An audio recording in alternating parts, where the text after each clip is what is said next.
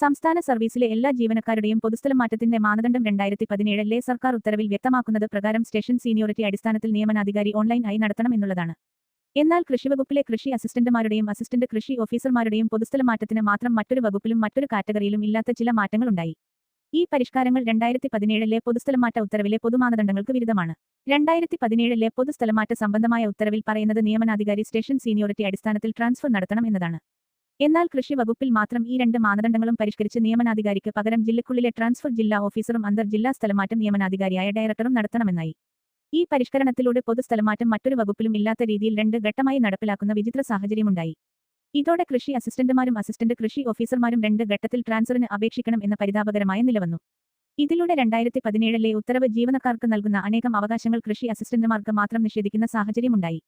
1. ഏത് ജില്ലയിലെയും ഒന്നിലധികം ഓഫീസിലേക്ക് അപേക്ഷിക്കാൻ സാധിക്കുന്ന സാഹചര്യം ഇപ്പോൾ ഇല്ലാതായി. 2. അപേക്ഷിച്ച ഏതെങ്കിലും കൃഷിഭവനിൽ പിന്നീട് ഒഴിവുണ്ടായാൽ അടുത്ത പൊതുസ്ഥലമാറ്റത്തിനുള്ളിൽ ആ കൃഷിഭവനിലേക്ക് ക്യൂ ലിസ്റ്റ് പ്രകാരം നിയമനം നടത്തണം എന്നുള്ള 2017 ഉത്തരവിലെ മാനദണ്ഡം 2 ഘട്ട ട്രാൻസ്ഫറിൽ ഇല്ലാതായി.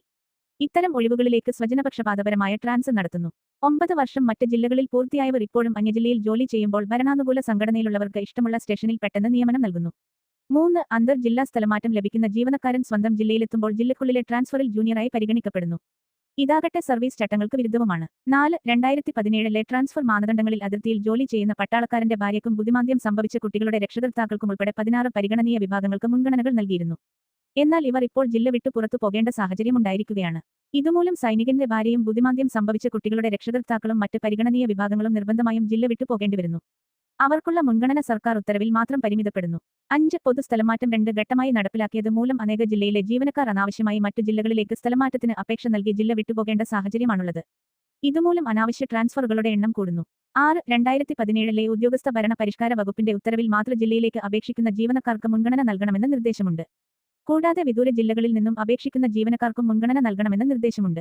എന്നാൽ ഈ നിർദ്ദേശങ്ങളും ക്യൂ ലിസ്റ്റും അട്ടിമറിച്ചുകൊണ്ട് ജീവനക്കാരുടെ പ്രതിഷേധം കണ്ടില്ലെന്ന് നടിച്ച് സ്വജനപക്ഷപാതപരമായ ട്രാൻസ്ഫർ നടത്തുന്നതിലൂടെ ഒരു വിഭാഗം ജീവനക്കാർക്ക് മാത്രമേ പൊതുസ്ഥലമാറ്റത്തിന്റെ ഗുണം ലഭിക്കുന്ന സാഹചര്യമുള്ളൂ. 7. 2021 കൊണ്ടുവന്ന കൃഷി വകുപ്പിന്റെ മാനദണ്ഡ പരിഷ്കരണം ഉദ്യോഗസ്ഥ ഭരണപരിഷ്കാര വകുപ്പിന്റെ 2017 ഉത്തരവിലെ പൊതു മാനദണ്ഡങ്ങൾക്ക് വിധേയമല്ലെന്നും അത് ക്രമീകരിക്കണമെന്നും നിർദ്ദേശിച്ചുകൊണ്ട് 2024 സെപ്റ്റംബറിൽ സർക്കാർ ഉത്തരവ് പുറപ്പെടുവിച്ചിട്ടും നാളിതുവരെ ബന്ധപ്പെട്ടവർ അത് പരിശോധിക്കാൻ തയ്യാറായിട്ടില്ല. 2016 മുതൽ ഒരു ആനുകൂല്യവും ഇല്ലാതാകുന്നു. AFO പ്രൊമോഷന് ടെസ്റ്റ് നിർബന്ധമാക്കിയതിലൂടെ അനേകം പേർക്ക് 22 വർഷ ഹയർ ഗ്രേഡിന് ഗസറ്റഡ് സ്കെയിലിൽ ഉള്ള ശമ്പളം ഇല്ലാതായി. ഗ്രേഡ് 1 പ്രൊമോഷന് പോലും അക്കൗണ്ട് ടെസ്റ്റ് നിർബന്ധമാക്കി ജീവനക്കാരെ ബുദ്ധിമുട്ടിക്കുന്നു.